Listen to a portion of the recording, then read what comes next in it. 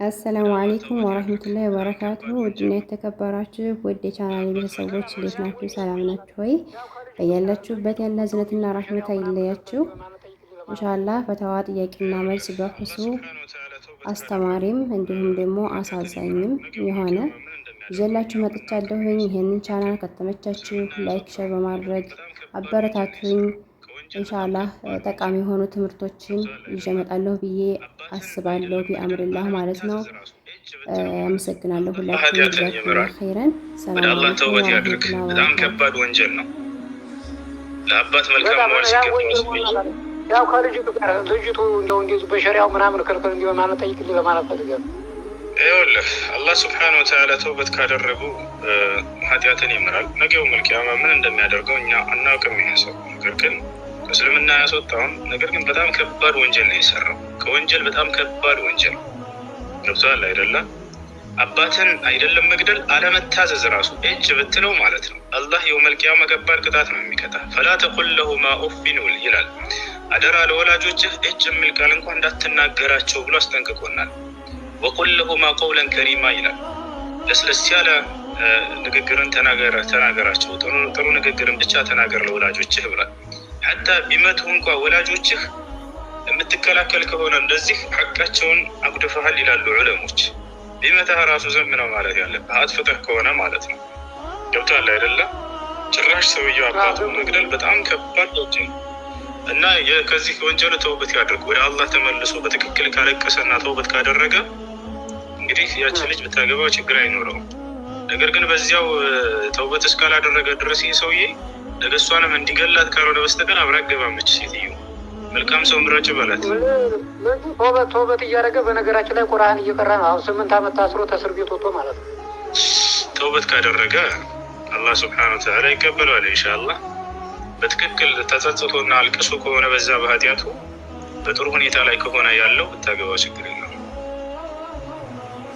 እሺ አሸንግሪያችሁና ጥያቄ አብሽራ አመሰግናለሁ። እሺ አንተ ነህ እንደ ግን ለጥያቄ ያክል ነው። ለጥያቄው ግን አቅርብ ብዬ ነው። ልጅቱ ፈርታ ነው ለማቅረብ። እሺ መርሀባ አልቀልድ ብዬ ነው። እሺ አብሽራ አብሽራ።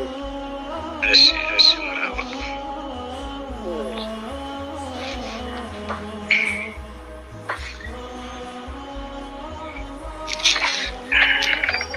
በሌላ ዘገባ ላይ ደግሞ ከእነማ ወለደትሁ ኡሙሁ ብለዋል ነቢያችን ሰለላሁ ዐለይሂ ወሰለም። ከእነማ ወለደትሁ ኡሙሁ ብለዋል። ሐጅ ያደረገ ሰው ልክ እናቱ እንደወለደችው ህፃን ሆኖ ነው የሚመለሰው ብለዋል። ህፃን ስላችሁ ያለምንም ኃጢአት ለማለት ነው። እሺ ያለምንም ኃጢአት ይመለሳል፣ ምህረት ይደረግለታል ማለት ነው። ሲጃራ ማጨስ ሐራም ነው ወይ? ማንኛውም ሰውነትህን፣ አካልህን፣ ጤናህን፣ ኢኮኖሚህን የሚጎዳን ነገር መጠቀም አይቻልም። ስለዚህ ሲጃራ ከነሱ ነው። ወንድም መልስልኝ፣ ከተበረዘ ለምን እኮ ይኸውልሽ ወገናችን፣ ከተበረዘ ለምን እመኑ አለ ልትይኝ ከሆነ ጥያቄሽ፣ እመኑ ያለው አላህ ሱብሓነሁ ወተዓላ በእነዚያ በተወረዱት መጀመሪያ ላይ ዒሳና ሙሳ ላይ በተወረዱበት ጊዜ ልክ ከአምላክ እንደመጡ ነበር። ምንም አልተበረዘም ነበር። የዛኔ እናምንባቸዋለን በዚያ በነበሩት። ነገር ግን ከዚያ በኋላ ሰዎች እንደበረዟቸው ተናገረ። ይወስዳል አይደል? እመኑ ሲለን የዛኔ በወረዱበት ጊዜ በትክክል እንደወረደ በነቢያት ላይ መጽሐፍ ያንን እንድናምን ዘንድ ነው። የእምነታችንን መሰረት ራሱ እምነት 6 መሰረቶች አሉት። አንደኛ አልኢማን ቢላህ በአላህ ማመን፣ ወመላኢከቲሂ በመላእክቶች ማመን። በመላእክት ማመንም ሲባል መላእክት የሚባል ፍጥረታት አሉ። አላህ ከብርሃን የፈጠራቸው ስማቸው በተናጠል የተገለጹትንም እንደዚያው እነ ጅብሪል ወይንም ገብርኤል፣ ሚካኤል፣ ኢስራፊል፣ መለኩል መውት የሞት መልአክ የሚባለው እና ሌሎችም ነቂር ሙንከር የሚባሉ እሺ በእነዚያ ማመን ማለት ነው። ያ ማለት መገዛት ማለት እንዳይመስላችሁ። እንዲሁም በመጽሐፍቶች ማመን የሚለው አንዱ የእምነታችን ክፍል ነው። በነቢያት ላይ በተወረዱ መጽሐፍቶች በትክክል ከአምላክ ዘንድ መጽሐፍ ወርዶላቸዋል ብለን እናምናለን።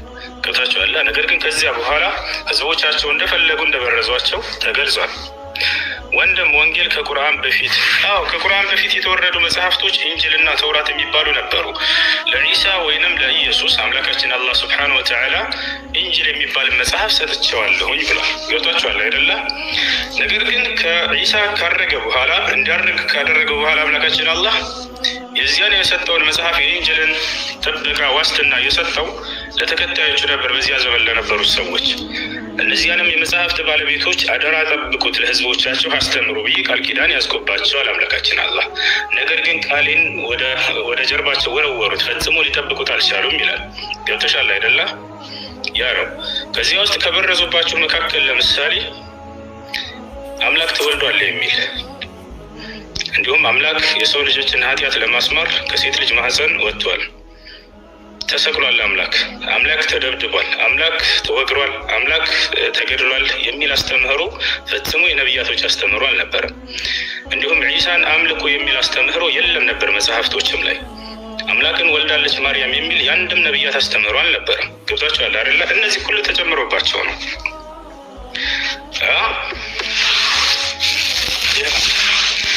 አንድም ነቢይ ፈጽሞ አምልኩኝ ያለ የለም። ወላሂ ላዚም እልላችኋለሁ የድንግል ማርያም ልጅ ዒሳ እኔ አምልኩኝ አምላክ ነኝ አላለም። እኔ ከአላህ ከላከኝ ነቢያቶች አንድ ነቢያቶች ነኝ፣ ለእስራኤል ልጆች ልኮኝ ነው እያለ ነው ያስተማራቸው። ኦኬ፣ ግን ፈጣሪ ያውቃል እንደተበረዘ፣ ግን ለምን እመኑ አለ? ጥሩ ጥያቄ። እመኑ ያለው በነቢያቶቹ ላይ በተወረደበት ጊዜ ባለው ሁኔታው ነው። ገብቶሻል አይደለ? ፈጣሪ ያውቃል እንደተበረዘ። አዎ ተበርዟል ብሎናልም። ለሙሴ የሰጠሁትን መጽሐፍ አይሁዳውያኖች ከእርሱ በኋላ በርዘውታል አለ። እንዲሁም ደግሞ ለዒሳ የሰጠሁትን መጽሐፍ ከእርሱ በኋላ ተከታዮች ነን የሚሉት በርዘውታል አለ። ነገር ግን በነቢያቶች ላይ በተወረዱ መጽሐፍቶች እመኑ ብሎናል። ያ ማለት ለእነዚያ ለነቢያቶች መጽሐፍቶች ተሰጥተዋቸው ነበር ብለን እናምናለን። ገብቶሻል አይደለ? ልክ እንዲሁ እንደተበረዙ ማመን ግዴታ ነው። ይህንንም በቃሉ ላይ ስላሰፈረልን ለሙሴ የተሰጠው መጽሐፍ አለ ብዬ አምናለሁ፣ ግዴታ ነው። ኢየሱስ ራሱ ለሙሴ በተሰጠው መጽሐፍ የማመን ግዴታ ነበረበት። ነገር ግን በሙሴ መጽሐፍ አልነበረም ህዝቡን ሲመራ የነበረው። አየሽ አይደለ? ለራሱ በተወረደው ነበር ሲመራ የነበረው። ለምን በሙሴ መጽሐፍ አልመራም ልትይኝ ትችያለሽ። ምክንያቱም ለእርሱ አዲስ መጽሐፍ ስለወረደለት። በዚያ በመጽሐፍ ነው ህዝቦችን አስተዳደር በምራ የተባለው። ገብቶሻል? ምን አለ ኢየሱስ ስለ ሙሴ መጽሐፍ ሲገልጽ? ወኢዝ ቃለ ዒሳ ብኑ መርየም ያ በኒ እስራኤል ኢኒ ረሱሉላሂ ኢለይኩም ሙሰዲቀን ሊማ በይነ የደየ ሚነ ተውራት አለ። እናንተ የእስራኤል ልጆች ሆይ እኔ ከአላህ ዘንድ የተላኩላችሁ መልእክተኛና ነቢይ ነኝ። ከኔ በፊት የነበረውን የሙሴን መጽሐፍ ተውራትን የማጸድቅ ነኝ፣ የማላስተባብል ነኝ አላቸው። ያምን ነበር በቀደምቶች መጽሐፍቶች። እኛም አሁን የነቢዩ መሐመድ ሰለላሁ ዐለይሂ ወሰለም ኡማ ህዝቦች በተወረደልን ቁርአን እንደምናምን ሁሉ ለእነዚያ ለነቢያቶችም መጽሐፍት ተሰጥቷቸው ነበር ብለን ልክ እንደ ዒሳ እናምናለን። ነገር ግን ዒሳ በሙሴ መጽሐፍ አስተዳድራለሁኝ አልነበረም ያለው። ለእርሱ አዲስ ስለተወረደለት በዚያ ነው መምራት ያለበት። ያንን አይሁዶች እንደበረዙት አጽድቆላቸዋል። ግልጽ ነው አይደለ? ይህ ነው ምክንያቱም አላህ ሱብሓነሁ ወተዓላ ዋስትናውን ከሙሴ በኋላ የመጽሐፍቱን ጥበቃ ለእነዚያ ሰጠኋቸው ጠብቁት ብዬ፣ ነገር ግን ቃላቸውን በሉ አለ። እንዲሁም ደግሞ ለዒሳ ወይንም ለኢየሱስ የተሰጠውን መጽሐፍ ኢንጅልን ከእርሱ እንዲያረግ ካደረግኩት በኋላ የጥበቃ ዋስትናውን ለተከታዮቹ ለሚሉት አካሎች ሰጠኋቸው፣ እነርሱም ቃላቸውን በሉ በረዙት እያለ ተናግሯል። ዩሐሪፉነ አልከሊመ ዐን መዋዲዒህ አለ። የእኔን ቃል ንግግር ከመጽሐፍቱ ላይ ይበርዙታል እንደፈለጉ እያለ ተናገሩ። ቢመስቱሕፊዙ ሚን ኪታቢላህ የአላህን ቃል መጽሐፍን እንዲጠብቁ ተገደው ነበረም ይላል።